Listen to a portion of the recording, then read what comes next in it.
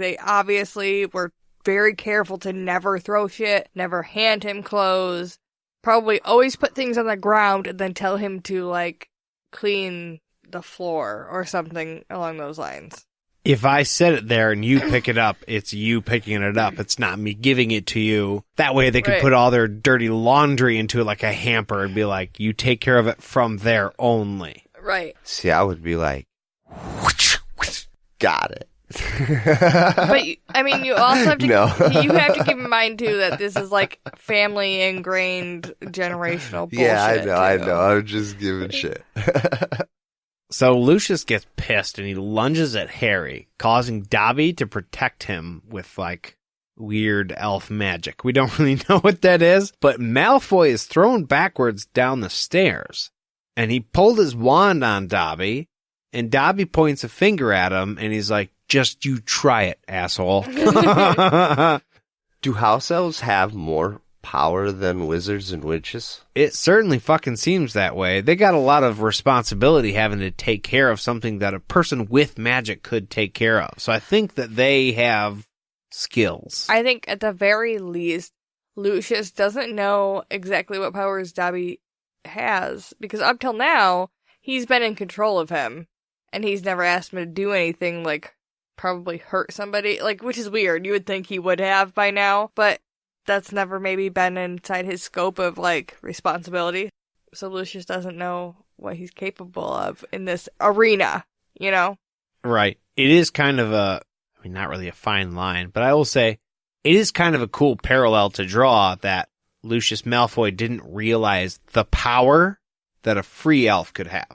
Right. Could you, like, get an elf and train it to be an assassin? I would assume so. Dobby can like pop in and out whenever he wants to. So yeah, like, you totally could be untouchable. Yeah, like he could do a lot of shit even without his master's knowledge in this book. So Malfoy leaves and Dobby shows his gratitude to Harry. Harry says, just, you know what? Don't ever try to save my life again and we'll make it even. And apparently Dobby thinks that's very funny. He takes the time to laugh about it. Harry asks why he said that it didn't have anything to do with you-know-who. And Dobby is super proud of himself that it was a clue.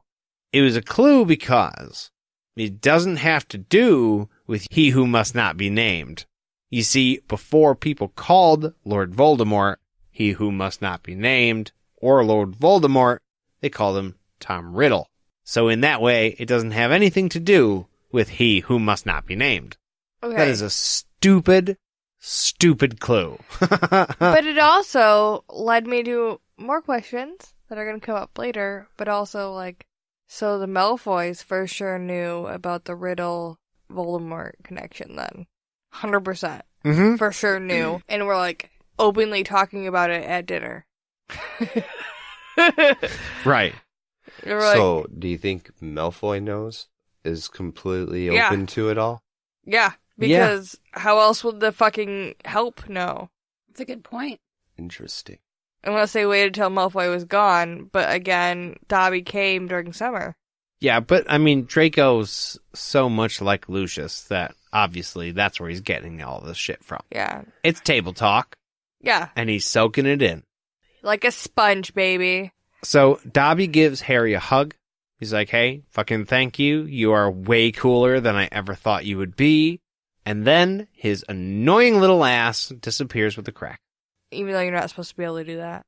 Yeah. Now, we don't know that other than from Hogwarts A History, which Shantell said she has read, and that information is in there. You can't apparate in and out of Hogwarts. Then it's time for the feast. The midnight feast, that's a huge pain in the ass for everybody in the kitchens to work on. Everybody's in their PJs because I'm assuming that they woke all the students up who were all, on top of that, planning on leaving today. Yeah. They're like, tomorrow we're leaving. And then at midnight, literally the day of, they wake you up and are like, hey, we're actually going to eat at midnight because Harry killed the bad guy. So we're fine. Yeah, for sure. Half these kids were up all night stressing with stomach aches about not finishing the school year, never being able to come back to school, packing all their shit, going home, and then all of a sudden they're like, hey, you know Harry Potter? That really annoying kid that does everything? Yeah, he did it again. Go in your PJs downstairs. But that would be fun. PJs in the Great Hall would be fun. They weren't leaving that day, though, like the very next day after this, because they still potentially had exams. Because then exams get canceled. Yeah. No. At the feast. No.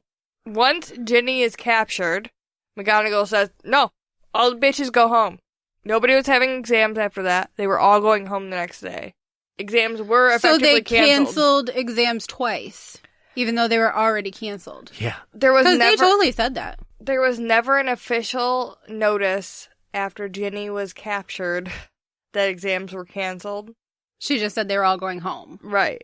Which implies that they were going to skip out on the exams. They just had to get students out of the castle for their own safety. Well, that clarifies that time frame that I was misunderstanding. And then Harry saves the day, and then she's like, yeah, we're still not going to do it, though. Right. So do they either have to make that shit up later, or does everybody get absolved because Harry did a thing? Because now that the situation's solved itself... No matter how stupid you are, you get to pass. Whatever grade you had in the class before Harry that was your did grade. The shit, that was your grade, probably. That don't work. I bet you, I 100% bet you, if your parent was like, hey, I'm a bitch, the teachers were probably like, we'll give it to you. Experience. That don't work. Not in a normal school, but when you have a school that's riddled with, like, basilisk attacks and the child almost died, like... No, I was talking about just letting the kids go without giving them exams. Oh. And then Dumby adds to that announcement even more by saying that Lockhart's not coming back next year. Well, we kind of knew that. Yeah, I mean, they didn't know it, but now they know it, but we knew it. And they didn't have to do Defense Against the Dark Arts for the rest of the year then. Right. I thought it was funny that, like, we went this whole fucking book not having any idea what they really learned in there. And we're going to finish the book with the same amount of knowledge. They didn't learn shit. During the feast, Hermione also does, like, bust out of the hospital wing and is like, you guys fucking figured it out, even though I didn't warn you guys that I was going to figure it out on my own. Also, Justin wakes up and is like, hey, I forgive you. I'm sorry. And I feel like he should be the one asking Harry to forgive him. Like, please forgive me for thinking you're a dark wizard. I feel like maybe Ernie I don't feel like Justin really had enough time awake to really do anything that wrong. It was like 5 seconds before he was attacked. True story. But the rest of the year was normal, except for the fact that Defense Against the Dark Arts was canceled. Malfoy was sacked as a governor. He was fucking fired. And Draco was resentful and sulky, so basically his normal self. No, he wasn't. Normally, he's peacocking all around Hogwarts about how his dad's in charge of shit. I would have loved to see Ron confront Draco now. Be like, oh yeah? Whose dad's fired now? Fucker. Bitch. Yeah. And Ginny has no PTSD. She's totally great. Let's see in like 10, 20 years. Harry, Ron, Hermione, Ginny, Fred, George all have a compartment on the way home together. And for the last few hours, they do magic.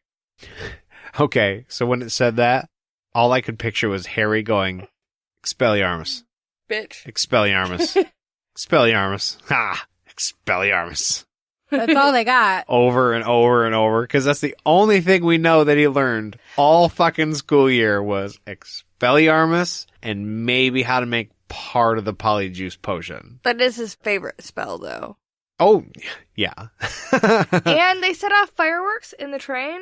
Yeah, I'm not sure how that works exactly, but magic. Ta-da! It does. But I'd still, as like one of the train people, would be like, yeah, don't do that. I don't think it's super safe. No.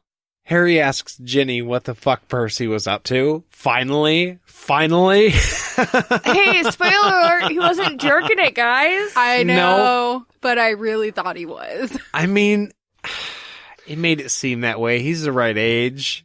He had a little help. Well, Ew. yeah. How unprefect-like would it be to be, like, sneaking around in abandoned classrooms? Oh, He ain't gonna get caught. You're the guy who's there to tell on people if they do that. So, like, Okay. in Percy, smart enough to know that. Okay. So I think it's just like Percy. Didn't see the girlfriend aspect of it, though. But yeah, just like Percy. It explains how he's been acting since last summer, though. Right. I think he likes living on the edge a little bit. I think he got some kick out of this. That's the little Weasley in him. Penelope Clearwater. He's got a girlfriend. By the way, that's the chick that was passed out. With Hermione. Yeah. Yeah. So did Hermione know? I wonder if she knew. Why would she be with her? Why was she with her? Because she's a Ravenclaw, so she was in the library, because that's where Ravenclaws hang out.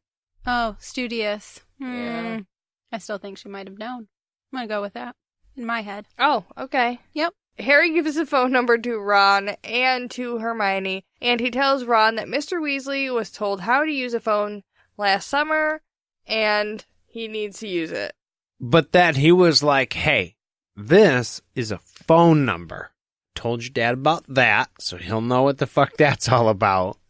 I'm not going to explain to you exactly what this is. Isn't it kind of like Harry using the flu powder at the Weasley's house? Mm-hmm. Like, this is just how we get around.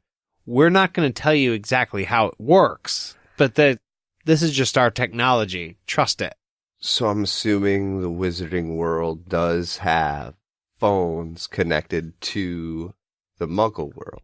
I think it's because Arthur has access to Muggle shit through his job. That's what I was wondering. If there was a phone at the house that was hooked up, that Harry showed Arthur how to use on, that sounded weird, but I think you should get what I was saying. Or if he was just like, hey, go down to the corner, you know, that phone booth, this is how you use it, theoretically. It's two solid options. They are in England. They have cozy phone booths, I believe. Anyways. Harry says he's not going to be able to stand all summer with the Dursleys, so you better fucking call. And Hermione's like, won't they be proud of you? No, they're going to be mad he didn't die. Yeah, basically. I love the way he frames it as a joke. Like, all the chances I had to die this year and I didn't. They're going to be pissed.